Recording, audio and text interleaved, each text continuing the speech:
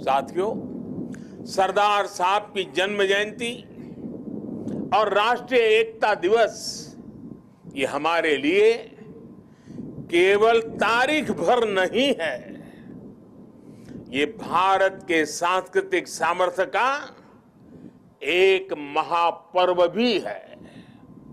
भारत के लिए एकता कभी भी विवशता नहीं रही है। भारत के लिए एकता सदा सर्वदा विशेषता रही है। एकता हमारी विशिष्टता रही है।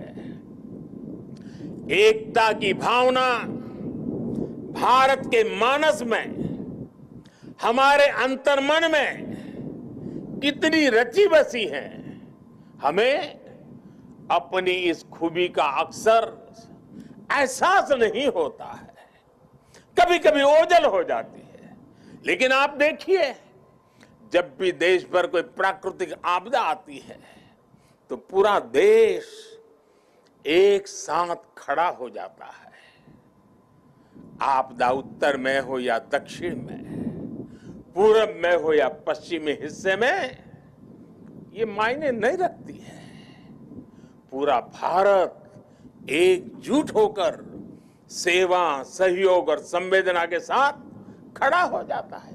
कल ही देख लीजिए ना, मोरबी में हादसा हुआ, उसके बाद हर एक देशवासी हादसे का शिकार हुए लोगों की सुरक्षा के लिए प्रार्थना कर रहा है।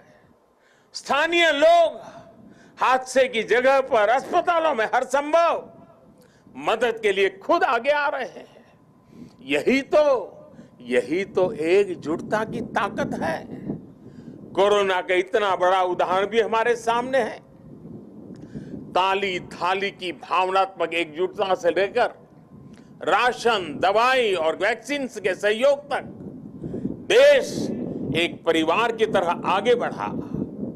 सीमा पर या सीमा के पार जब भारत की सेना शौर्य दिखाती है तो पूरे देश में एक जैसे जज्बात होते हैं, एक जैसा जज्बा होता है। जब ओलंपिक्स में भारत के युवा तिरंगे की शान बढ़ाते हैं तो पूरे देश में एक जैसा जश्न मनता है। जब देश क्रिकेट का मैच जीतता है तो देश में एक जैसा जुनून होता है।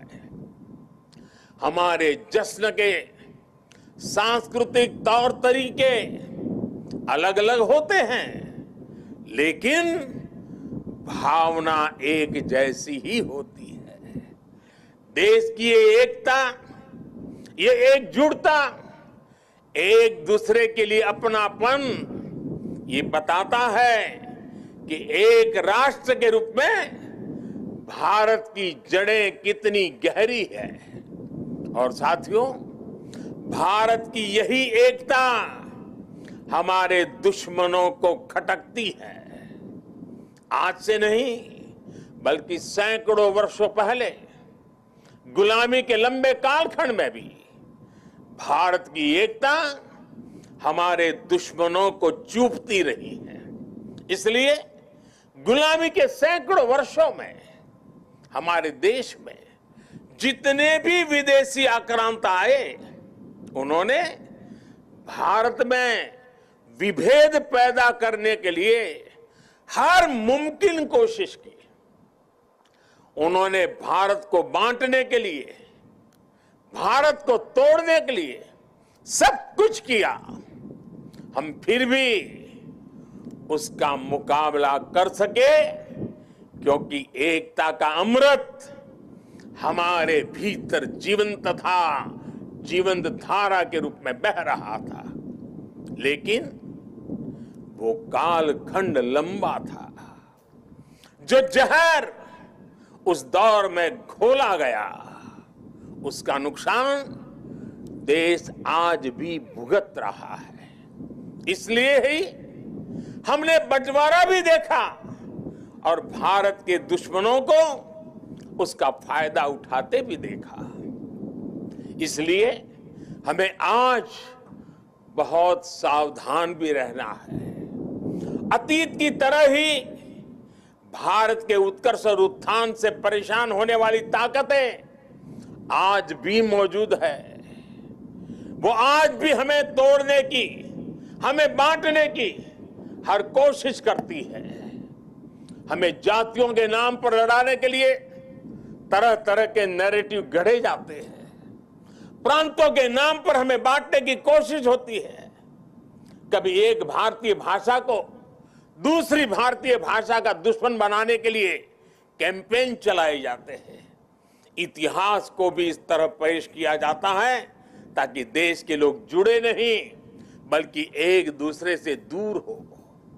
और भाइयों बहनों, इसे एक और बात हमारे लिए ध्यान रखनी आवश्यक है। ये जरूरी नहीं है कि देश को कमजोर करने वाली ताकत हमेशा हमारे खुले दुश्मन के रूप में ही आए। कई बार ये ताकत गुलामी की मानसिकता के रूप में हमारे भीतर घर कर जाती है।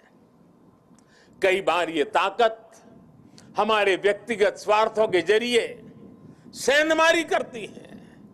कई बार ये तुष्टीकरण के रूप में, कभी परिवारवाद के रूप में, कभी लालच और भ्रष्टाचार के रूप में दरवाजे तक दस्तक दे देती हैं, जो देश को बांटती और कमजोर करती है। लेकिन हमें उन्हें जवाब देना होगा। हमें जवाब देना होगा भारत मां के एक संतान के रूप में। हमें जवाब देना होगा एक हिंदुस्तानी के रूप में। हमें एकजुट रहना होगा, एक साथ रहना होगा। विभेद के जहर का जवाब हमें एकता के इसी अमृत से देना है। यही नए भारत की ताकत है।